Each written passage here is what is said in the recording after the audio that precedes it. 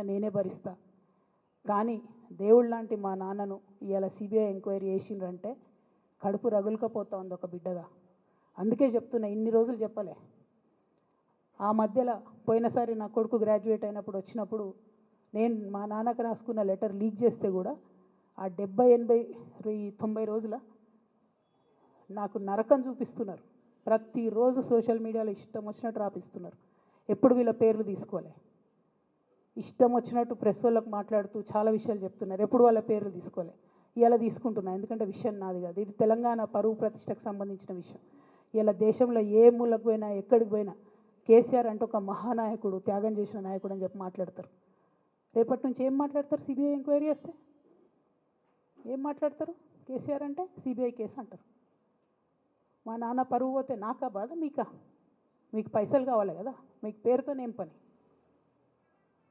ఇంకా కూడా ఈ విషయాలు అర్థం చేసుకోకుండా, ఇంకా కూడా ఇటువంటి వ్యక్తుల్ని దూరం పెట్టుకోకుండా ఉంటే కేసీఆర్ గారి మీదే సిబిఐ కేసు వేసేటటువంటి స్థాయికి వచ్చినాక ఏం పార్టీ ఉంటేంది పోతేంది. బీఆర్ఎస్ పార్టీ నాయకులు నన్ను తిట్టుకున్నా సరే, లోకల్ బాడీ ఎన్నికలలో నాకు నష్టం జరుగుతుంది అనుకున్నా సరే, మా నాన్న మీద సిబిఐ ఎంక్వైరీ పడ్డాక ఏమైంది? తొక్కల ఎలక్షన్ ఒకటి గెలుస్తారు, ఒకటి ఓడిపోతారు.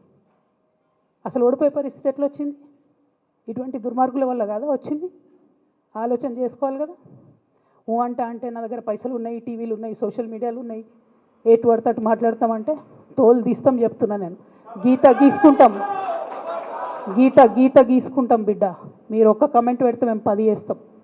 ఏది పడితే అది మాట్లాడచ్చు సోషల్ మీడియాలో అనుకుంటూ చూసుకుంటూ ఊరుకుంటున్నా.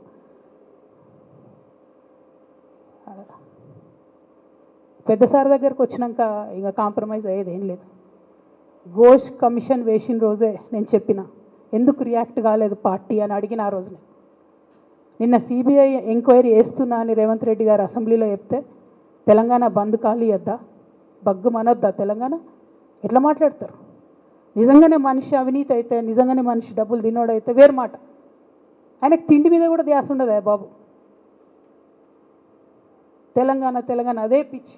అట్లాంటి మనిషిని పట్టుకొని ఇవాళ ఏది పడితే అది మాట్లాడితే కూడా రియాక్ట్ కాకపోవడం చాలా దారుణం, చాలా దారుణం. నేను దీన్ని తీవ్రంగా ఖండిస్తున్నా. At the same time Congress government PC Ghosh commission వేసిండ్రు. రెండేళ్ల నుంచి టైంపాస్ చేస్తారు. ఆ కమిషన్ రిపోర్ట్ వచ్చింది. ఆ రిపోర్ట్ నిన్న అసెంబ్లీలో పెట్టిండ్రు. ఇంకా దానికి ఏం లేదు, దాంట్లోకి ఏం చర్యలు తీసుకుంటారో చెప్పారు, ఏం చేస్తారో చెప్పారు. టక్కుమని సిబిఐకి ఇచ్చేస్తారు. అంటే ఇది ప్రీ ప్లాన్డ్, ప్రీ మెడిటేటెడ్, ఖచ్చితంగా కేసీఆర్ గారి ప్రతిష్ట దెబ్బతీయాలనేటటువంటి ప్రీ మెడిటేటెడ్ అటాక్ తప్పితే ఇంకోటి కాదు. ఇన్ని ఏజెన్సీస్ ఉన్నాయి రాష్ట్ర ప్రభుత్వంలో. మీ ఏసీబీకే దొరికిండ్రు కదా ఇదే కాళేశ్వరంలో అవినీతి తిమంగళాలు. ఏమైంది? ఆ రిపోర్ట్ ఏమైంది? వాళ్ళ మీద చర్యలు ఏమైనాయి? దాని కంక్లూజన్ ఏంది?